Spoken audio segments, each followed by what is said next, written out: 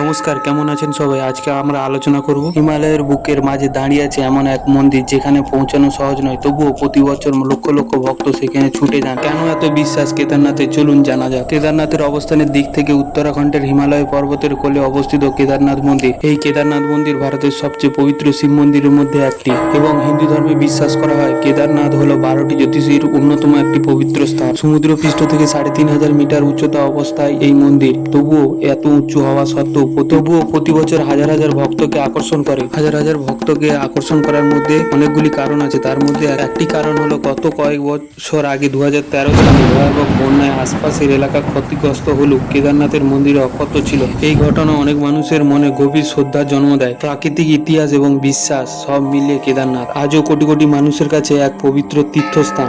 আপনি কি কখনো কেদারনাথ দর্শন করতে চান, বা আপনি কি কখনো কেদারনাথ দর্শন করে এসেছেন? কমেন্টে জানাতে ভুলবেন না। Har Har Mahadev. Thank you watching my video.